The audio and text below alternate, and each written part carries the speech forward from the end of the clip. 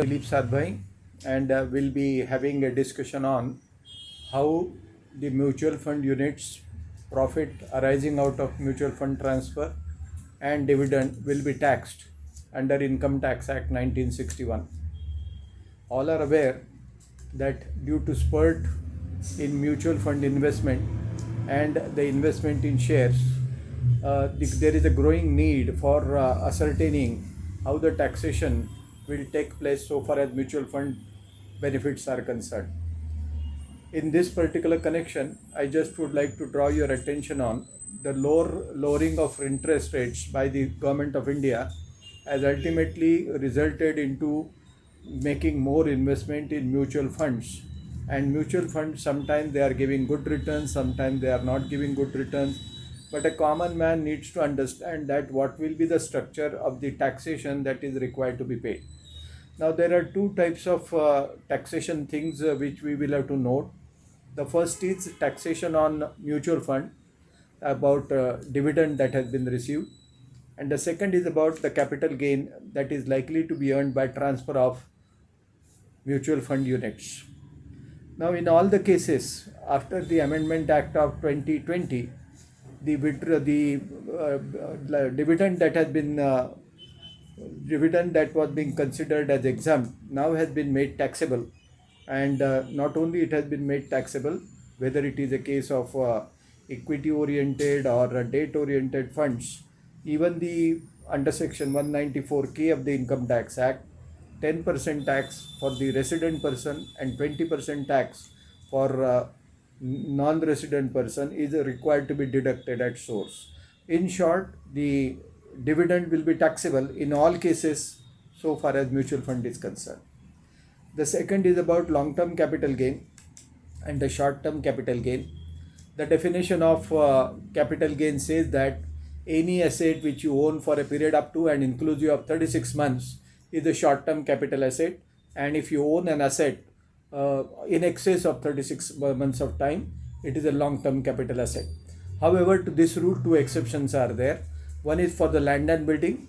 The duration is 24 months or less, that will be short term, and 24 months above, that will be long term. And for in case of shares and securities, the period has been brought down to 12 months of time. So if you are owning that particular asset for a period up to 12 months, then it is a short term, and above more than 12 months, it is a long term capital asset. Now in this particular connection, now there is a general norm that has been specified that if you sell any share or mutual fund unit up to 12 months of time, within 12 months of time of purchase in itself, short-term capital gain will arise, and it will be taxed under section 111 capital A of the Income Tax Act at flat rate of 15%.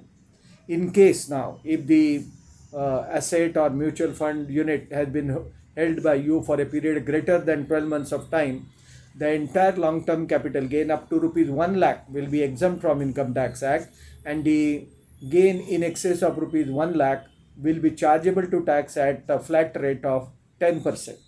Now note one important point, that in case if you are receiving capital gain under section 112A of the Income Tax Act, then in that case no indexation is allowed. At the same time, no tax rebate under section 87A will be available to the concerned person, and the amount which needs to be identified would be the price which will be existing on 31st January 2018. You can substitute that particular figure in place of original cost figure if it is convenient to you and beneficial to you. Otherwise, the original cost you can have for getting the deduction under sale proceeds are concerned. So this is the one thing that I just wanted to bring to your notice. Now there are two types of mutual funds which you normally would come across of. The first is equity oriented mutual funds, and the second is other than equity oriented mutual funds. So whenever the investment of the mutual fund in the portfolio of any particular category exceeds 65% of the portfolio, then in that case it is called as equity oriented fund. So in short, more than 60% of the investment goes into equity, and that is the reason why it is called as equity oriented mutual funds. But in case if the investment is not up to the level of 65%, but it is less than that in itself, then the mutual fund will be called as a debt oriented fund. So this debt oriented fund also would include liquid funds, money market funds, gilt funds, hybrid funds, gold linked bonds, ETF, then infrastructure debt funds, fund of funds, etc., etc. So in that particular case, the period of duration is 36 months of time. If you sell that particular unit within 36 months of time, it is a short-term capital gain, and accordingly the rate according to the slab rate will be applicable to it. It is not 15% in this particular case. It is the slab rate according to your income, the income tax will be levied. But in case if you are earning a long-term capital gain, taxation will be available to you. Besides that, a flat rate of 20% will be available to you in itself. That's a benefit that you are likely to get so far as the matter is concerned.